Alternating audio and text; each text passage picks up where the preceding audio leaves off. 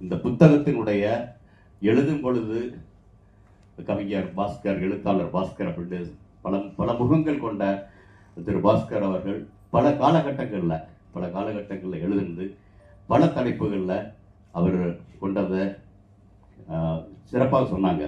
இப்போ நான் என்ன பேசுறது அப்படிங்கிற வகையில் எனக்கு ஒரு சிக்கல்.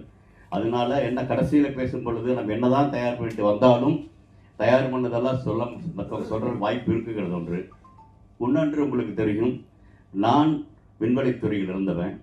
இதில் பார்த்தீங்கன்னா PSLV stage 1, stage 2, stage 3, stage 4 அப்படி போகும். முதல் ஸ்டேஜ் இது வரைக்கும் போகணும்னு இருக்கும், அது கொண்டே விடும். ரெண்டாவது ஸ்டேஜ் அதுக்கான உயரத்தையும் வேகத்தையும் கொண்டு இருக்கும்.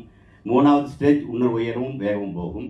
இது 3 ஸ்டேஜும் சரியாக பண்ணலைன்னா 4th ஸ்டேஜ் அது ஆர்பிட் போகிறக்கான அதை படி செய்யும். கிட்டத்தட்ட 3 ஸ்டேஜ் எல்லாமே செஞ்சுட்டாங்க.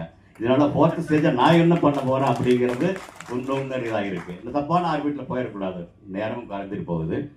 அதனால இந்த புத்தகத்தை கையில் வச்சுக்கிட்டு பேசலாம்னு நினைக்கிறேன். அந்த வகையில் நான் முதல்லயே நினச்சது அப்படித்தான். திரு நீலகண்டன் கிட்டத்தட்ட 17 பக்கங்களில் இந்த புத்தகத்தினுடைய சாராம்சத்தை அப்படியே எடுத்து கொடுத்துட்டாங்க. அந்த நீங்கள் அணிந்துரையை படிக்கும் பொழுதே புத்தகத்தை படிச்ச மாதிரி இருக்கும். ஆனால் அணிந்துரை திரும்ப புத்தகத்தை இன்னும் ஆழமாக படிக்கணும் அப்படிங்கிற ஒரு அக்கறை உங்களுக்கு உருவாக்கும்.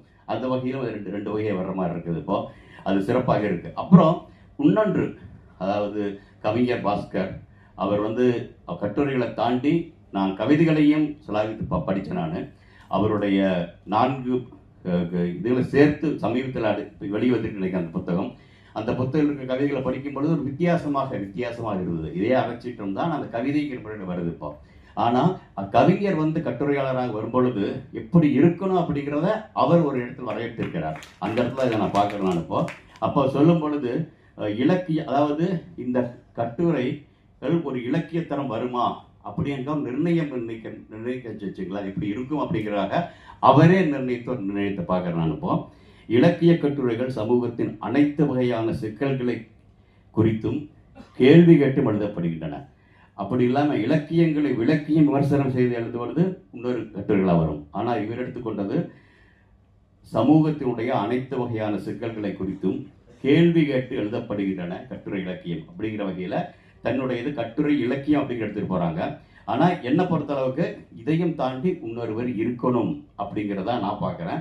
இருக்கணும்னு சொன்னாலும் அதை அவர் செஞ்சிருக்காரு அப்படிங்கிறதுக்காக சொல்கிறேன். அதாவது கேள்வி கேட்பது மட்டுமல்ல, கேள்வியை தாண்டி ஒரு அறிவார்ந்த பதிலாக என்ன இருக்க முடியும் அதையும் சொல்லணும் இல்லையா?